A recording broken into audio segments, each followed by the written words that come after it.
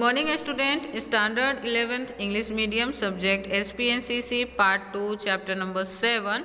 Last lecture में हमने bonus share देखा था कि बोनस शेयर क्या होता है और दूसरा कि बोनस शेयर कौन से कंडीशन में कंपनी इशू करती है। तो बोनस शेयर के डेफिनेशन में आपने देखा था कि जब कंपनी अपने इन्वेस्टर्स को विदाउट कैश कंसिडरेशन उन्होंने जितने शेयर होल्ड की है उसके प्रोपोर्शन में एक्स्ट्रा जो शेयर प्रोवाइड करती है बिना किसी पैसे के, बिना किसी बेनिफिट्स को लिए हुए, तो उसे हम कहते हैं बोनस शेयर। बोनस शेयर हमेशा एक्यूमुलेटेड प्रॉफिट में से दिए जाते हैं, ठीक है।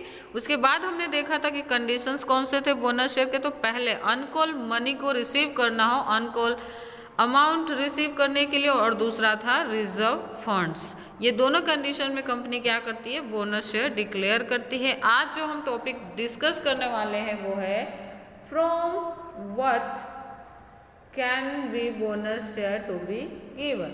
बोनस शेयर कहाँ से दिए जाते हैं। तो फर्स्ट पॉइंट है from any reserve created out of profit. कोई भी रिजर्व जो कंपनी ने प्रॉफिट में से क्रिएट किया था पिछले सालों में। सपोज कि पिछले सालों में कंपनी ने अच्छी खासी प्रॉफिट कमाई थी और उसमें से 50% प्रॉफिट उसने रिजर्व फंड में रखे थे।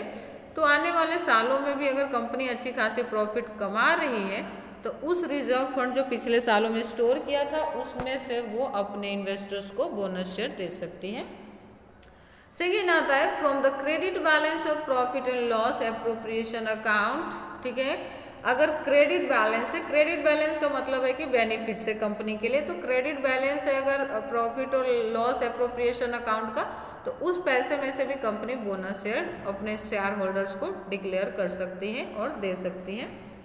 थर्ड आता है from the share premium account only fully paid up share can be distributed as a bonus share. जो हमने पहले ही देखा था कि जब कंपनी प्रीमियम पे शेयर इशू करती है तो उसको एक्स्ट्रा अमाउंट मिलता है जिसको हम कैपिटल गेन कहते हैं, और एक्यूमुलेटेड प्रॉफिट होता है। तो उस एक्यूमुलेटेड प्रॉफिट में से भी जो फुल्ली पेड अप है उसमें बोनस शेयर दिए जा सकते हैं, ओके। नेक्स्ट आता है यहाँ पे आप 4th नंबर का पॉइंट देख पा रहे हैं। After redemption of debenture the remaining amount of debenture redemption in transfer to general reserve. जब डिबेंचर का रिडम्पशन होता है, यानी जब डिबेंचर्स को कोई टाइम पूरा होने से पहले ही कैश करवाता है या डिबेंचर के पैसे वो कंपनी से रिटर्न लेता है, तो उस सिचुएशन में जो डिबेंचर के जो ओरिजिनल वैल्यू से हमें डिबेंचर होल्डर को कम पैसे देने पड़ते हैं क्योंकि टाइम से पहले ले रहे हैं। लेकिन जब टाइम पूरा होगा तो कंपनी को एक्स्ट्रा बेनिफिट्स मिलते हैं। जो रिमेनिंग अमाउंट होता है डिबेंचर का ओरिजिनल में, तो उसको हम कंपनी के थ्रू कहाँ ट्रांसफर करते हैं, तो जनरल रिजर्व अकाउंट। जो जनरल रिजर्व, ये आपको अकाउंट्स में ये सारी चीज़ें पढ़ाए जाएंगे कि जनरल रिजर्व क्या होता है, कैपिटल गेन क्या होता है, profit and loss appropriation account क्या होते हैं। ये सारी चीज़ों को हम यहाँ पे डिटेल में नहीं पढ़ने वाले, आप अकाउंट्स में पढ़ेंगे वहाँ पे।